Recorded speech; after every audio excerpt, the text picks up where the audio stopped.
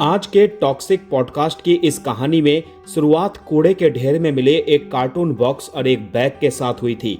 जब दोनों को खोला गया तो उसमें 7 टुकड़ों में कटी एक लड़की की लाश मिली थी। पहचान के लिए कोई निशानी भी नहीं थी। सवाल था कि आखिरकार ये कौन है। आज से करीब 4 साल पहले की बात है। दिल्ली के एक रिहायशी इलाके में पुलिस को एक लड़की की लाश मिली थी, जिसे कातिल ने 7 टुकड़ों में काटकर एक कार्टून बॉक्स और बैग में सलीके से पैक किया था। लाश के टुकड़ों से साफ पता चल रहा था कि वो लाश किसी लड़की की थी, लेकिन शुरुआती छानबीन में ना तो मरने वाली की पहचान पता चली और ना ही कातिलों का कोई सुराग ही मिला। फिर अचानक कार्टून बॉक्स पर लिखे कुछ शब्द पुलिस को दिखाई दिए और वही इस केस में पहला सुराग बने। इस कहानी की शुरुआत कूड़े के ढेर में मिले एक कार्टून बॉक्स और एक बैग के साथ हुई थी।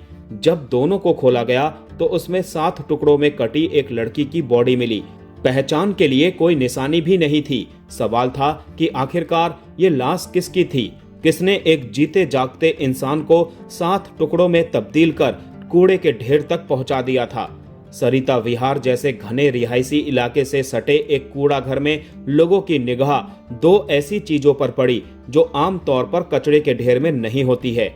ये थी एक बड़ा सा बैग और बैग के पास एक पैक्ड कार्टून बॉक्स।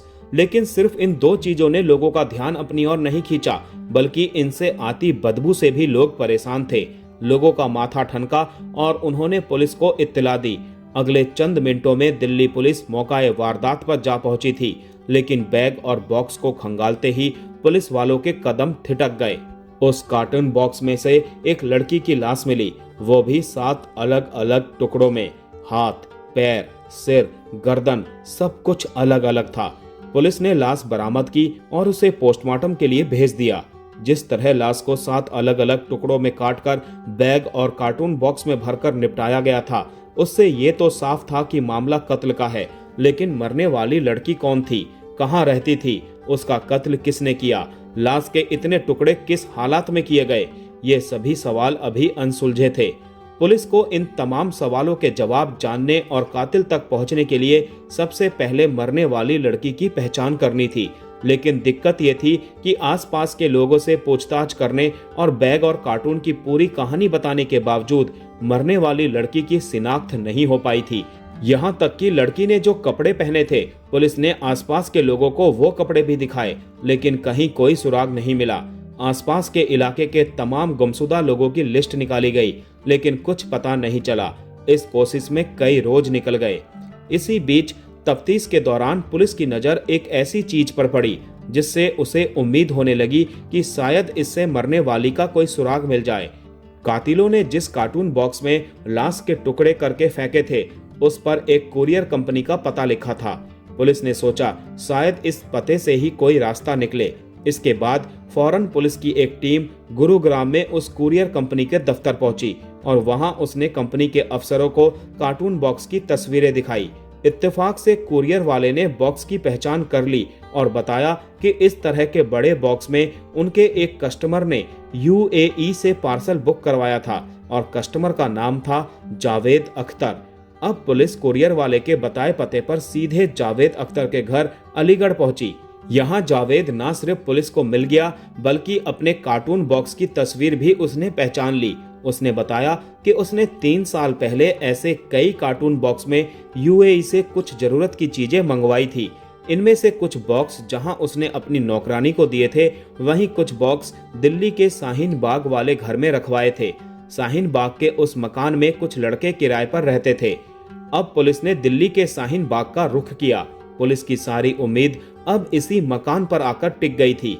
जो भी सुराग मिलना था, यहीं से मिलना था। पुलिस की टीम जावेद अख्तर की नौकरानी के पास पहुंची। वहां पर खाली बॉक्स मिल गए।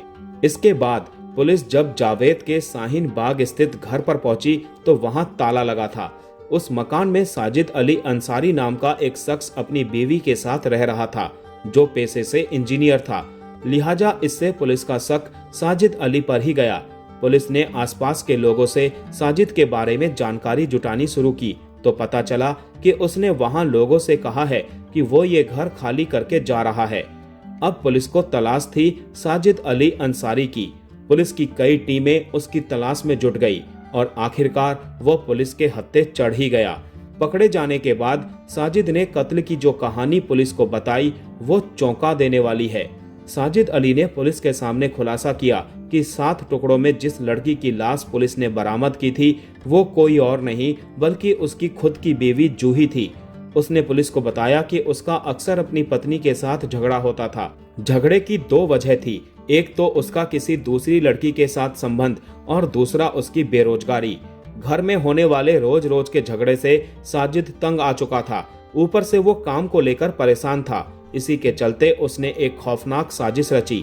प्लान के तहत उसने 20-21 जून की रात को अपनी पत्नी की गला दबाकर हत्या कर दी।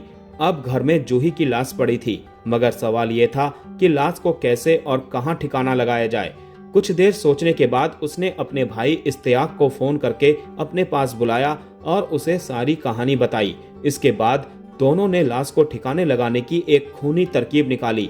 उन दोनों भाइयों ने साथ मिलकर जूही की लाश के 7 टुकड़े कर डाले। उसके जिस्म को अलग अलग टुकड़ों में काटकर पॉलीथिन में पैक कर दिया। फिर वहां पहले से रखे जावेद के मंगाए गए कार्टन बॉक्स को उठा लिया और उसमें लाश के तमाम टुकड़ों को भर दिया।